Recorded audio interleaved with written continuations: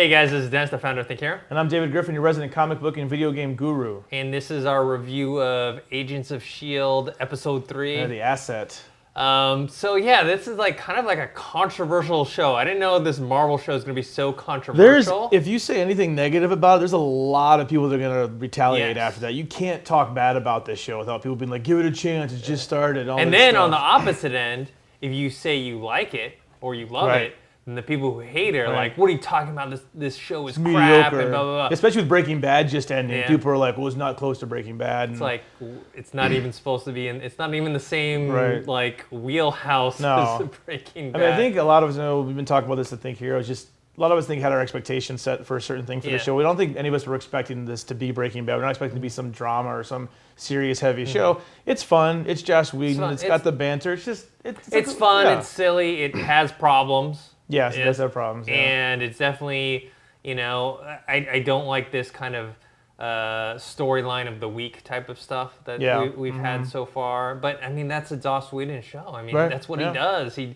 does these episodic type of stories, and then he gets into the big main narrative, but he waits all the way till, season 2. I mean, I know he's not, show running it right now, but I know that he does have input, especially because...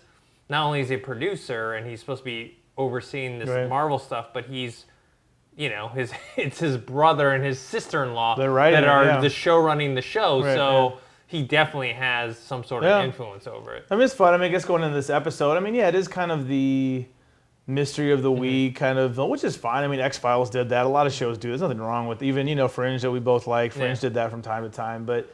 I hope they do eventually, like Fringe, build up to an overall, get that story going. Because this is the perfect show, whether it's on ABC, HBO, no matter what. This is a perfect show to have a nice big arc, big story to tell. This is the perfect show to do that. But right now, we're just kind of getting the story of the week right now.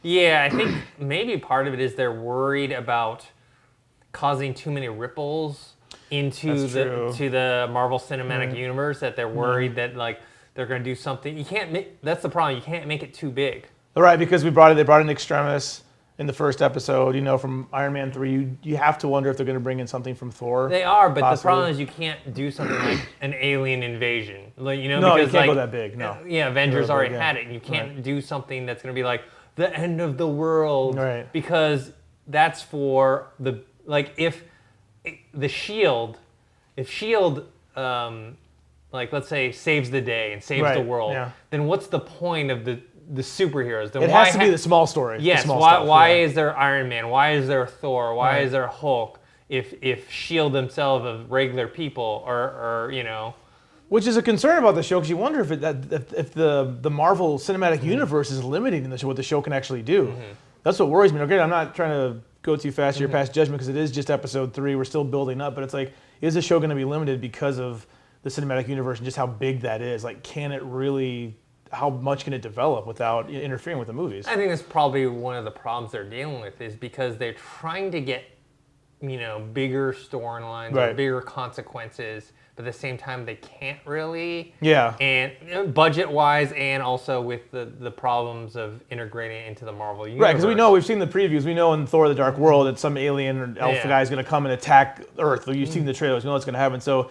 You can't have that and then be like, Marvel Agents of S.H.I.E.L.D. be doing something else, saving the world. It's like, oh wait, Thor's saving the world over here. It's like, you can't, it's just... So I think they should go with it and go small. Go small, go personal stories. Covert ops stuff. Yeah, exactly. That's fine. Do, relationship-built, character-built stuff, Don't worry about, trying to make it as big as the movies are and spectacles, because it can't be that. And that's what worries me a little bit about the show, is the characters right now... We're still learning about them. They're a little flat. Yeah. And I know this is a Joss Whedon show, but Firefly is a great example of how those were great characters. From the very beginning, they were good characters. Really interesting. You want to know more about them. Right now, these characters need a little more character building. Not drama, not sad, dark stuff, but just even if it's funny, just some more character building. Yeah, they need more development. It is more on the silly side, and the lighthearted side. I think the problem with Firefly, though, is it's kind of the oddball of the Joss Whedon shows. It's the only one that started right out of the gate,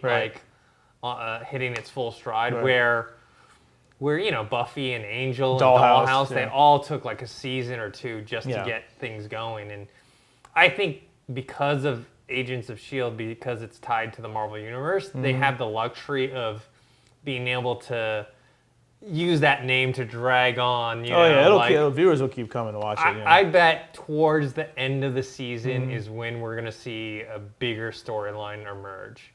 But for once now, they figure out what they want to do. Right. What did you think about this storyline with this the gravitonium and gotta love made up scientific names, gravitonium. Yeah. It's good. I mean, we get to see the Sky, the computer hacker do her thing and. Whatever her character's supposed to be. I don't know what's that. I like I said before, I don't buy her as a hacker. And then now we learn more about her, and I still don't buy her. Now we find out she was an orphan, and she went from foster home to foster home and was sent back, and she has a past. Yeah, she has a past. Yeah. Yeah, I just don't buy that from her character. Right. I mean, yeah, but the episode was good. I mean, I'm glad to see that. What's her? How you say her name? Ming Na. Ming Na is gonna step up. We learned at the end of the episode she wants to be full combat now. Because she's probably, for me, she's the coolest character on the show. I like her, so I'm glad she's gonna be having more of a role. But I mean, the whole infiltrating and I don't know. I mean, we'll see. I mean, again, I hope these stories that we're learning about pay off. I mean, I don't hate them. It's just I just don't know much about them. I can't say I care about it yet. No. Like this little underground computer hacking thing. I'm like, I don't know if I, we'll see. yeah. It's much like with Buffy and Angel and Fringe in the beginning, Buffy in the beginning, Angel in the beginning, where it's like, okay, what storyline do we have just for this episode? What either monster or freak or villain are we going to tackle this time? And I'm hoping you guys have seen the episode, so at the end you see the hand come out of. Yeah, is that going to come back in a future episode? Better. Yeah, I hope and so. Is that going to be like a main villain? Because that's what they're lacking. They're lacking a main villain. They're lacking some sort of, either organization. There's no setup, like you said. Like you have all these shows out. A lot of great new shows this fall. You have Sleepy Hollow, obviously. The Horseman. You have this thing that's come, that's big story. You have the Blacklist. You have this plan, this blacklist of names and things. You just always there's something pulling these people to to accomplish something. Fringe, immediately in the first episode had a mystery they had to uncover. But like with Marvel Agents of S.H.I.E.L.D., I think they really do need to find something that we're working towards. Like, what are we doing besides flying around doing mission to mission? I mean, that's what they want to do. I'm entertained. I like the show. I'm entertained by that on a weekly basis. But hopefully they'll have a bigger story coming up in the future. Yeah, and also even within the show, it's like not exactly consistent because there'll be lines that are funny, and then there'll be lines that are cheesy, and like, let's get to the balance to more funny and maybe get some more drama, not like melodrama, but drama. Yeah. Like, I know we keep going back to Firefly, but I think Firefly had the best example of comedy because it was funny. Nathan Fillion, those guys were funny, but also it could do comedy and drama. When I think Joss is at his best, even the Avengers. He can do comedy and drama at the same time really well. So what do you think about these rumors? Because some people are upset about Agent Coulson being back because he died in the Avengers. Yeah. So the rumor now is coming around that Agent Coulson's actually Vision.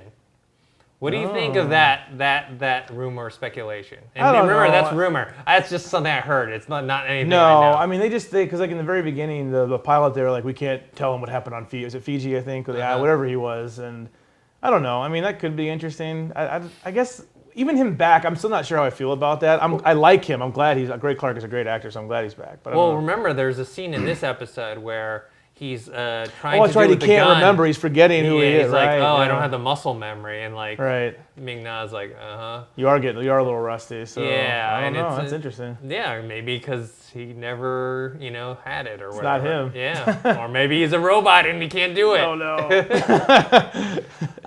So yeah, it's not the best show in the world, but I do enjoy it. There are definitely problems. I'm gonna keep going with it, and because of the weeded name behind it, I'm not gonna give it. Some people are only gonna give it a few episodes or whatever. I'm giving it to at least the end of the season. I'll give it at least the end. I'll probably watch all the way through. Even if it's not good, I'll still give it to the end of the season because I know it takes a while to build something like this. And even with the writers, with Jed and his wife, right? Marissa. Yeah, so Josh's sister-in-law, like they were behind Spartacus.